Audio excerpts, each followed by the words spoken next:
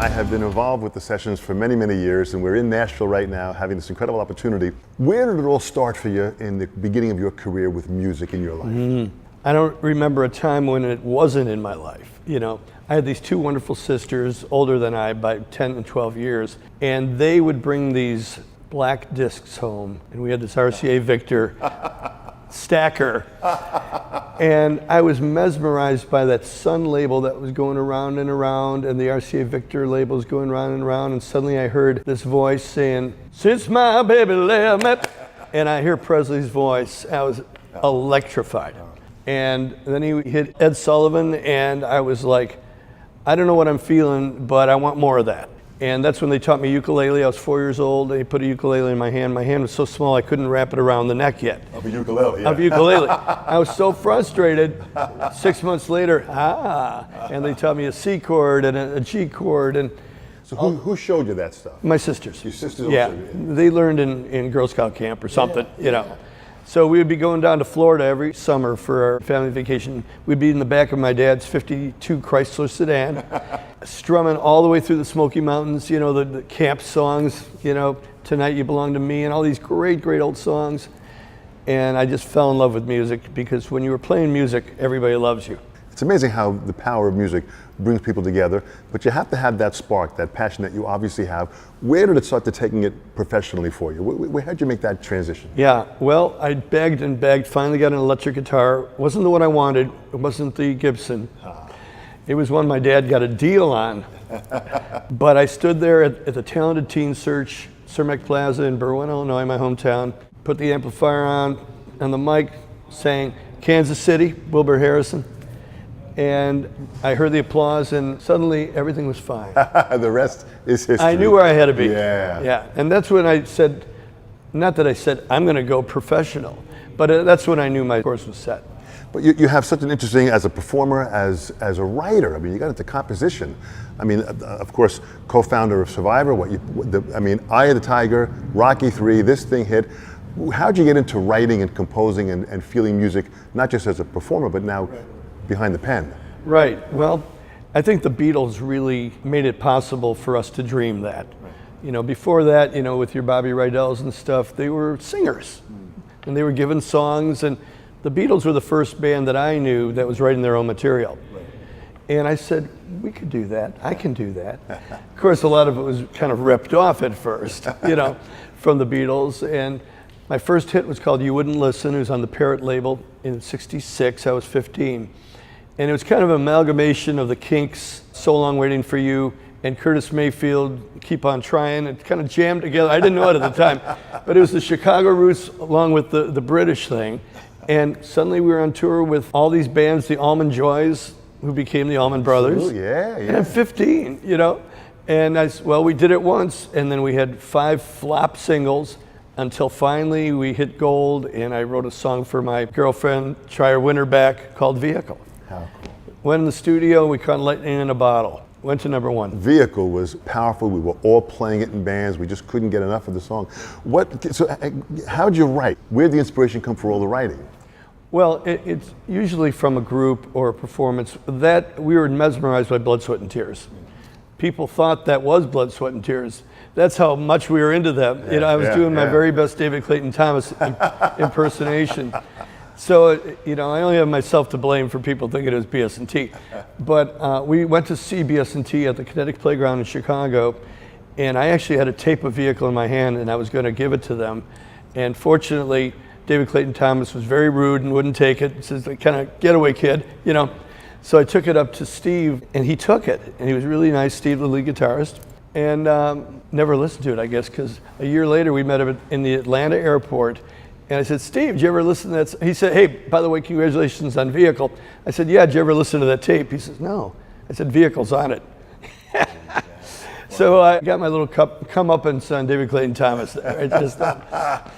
That's amazing. Now, when you started writing, was there a point in your life where you just felt creative at that point, or is that an ongoing process that you're continuing to write?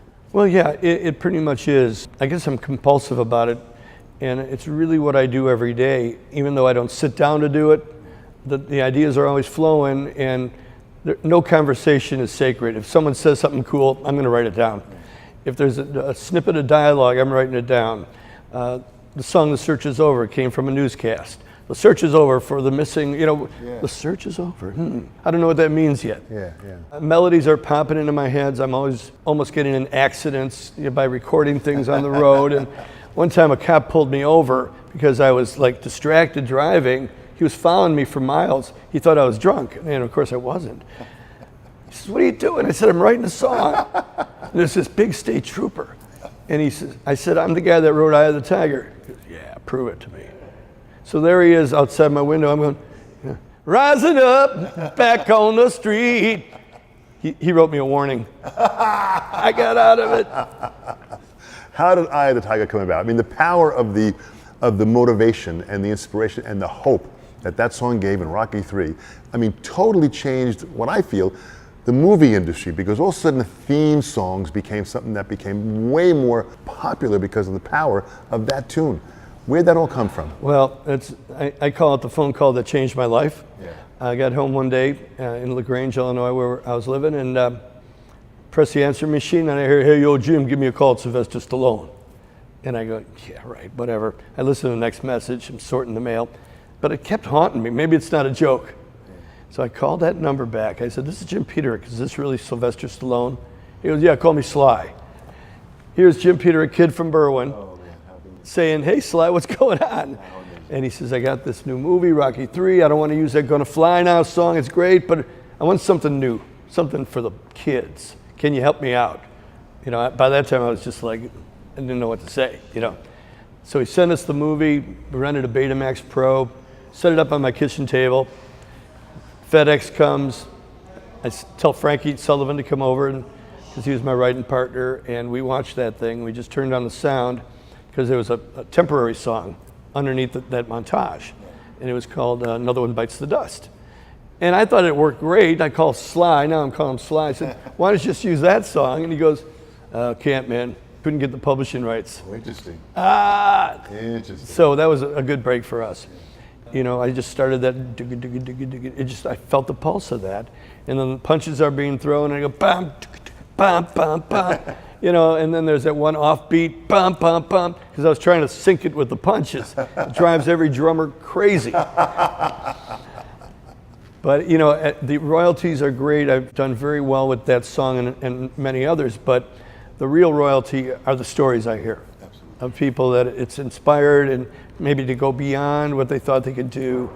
But that really is the power of what you do, which is so specific. Aside from being a great guitar player and what you do and a great singer, you really have this way of being able to feel what the feeling is. I mean, even just to watch a movie and feel what that feels like, and take the punches and the kicks and have an idea and then compose a song that is an icon in the motivational world. Right. There are motivational speakers that are out there that play this. This happens everywhere in the course. Newscasts, when they do something and they want to lift people up, that song is popping up. It's amazing how much power music has, but you pulled it off. As a player, you worked with Brian Wilson. Yeah. I mean, Sammy Hagar, so many guys that you work with, the Beach Boys. Tell me about some of those feelings as far as playing with some of those guys. Well, there's certain synergies that just work, and certain synergies that are supposed to work that don't. Right. And it's not always two strong writers getting into a room, because if you have the same strength, sometimes you cancel each other out. Right. So you just got to find your counterpart. And I've had some great collaborations. 38 Special is one of my favorites. Absolutely. The first time we sat down at my kitchen counter, and in LaGrange, at that same house, I had Don Barnes here, Jeff Carlisi here, and I'm in the middle, and my wife's making nachos. And, we're trying to get to know each other and just shooting the breeze. And finally, someone has to break the ice, and Don says, "Well, I got a title." Well, and he's a little bit shy, at least at that point in his life. And I go, "Well, let's hear it." He says, "Hold on loosely." I go, "What?" "Hold on loosely." I said, "Yeah, but don't let go." And suddenly I was thinking of my girlfriend way back when I was getting a little too protective, a little too jealous. Yeah.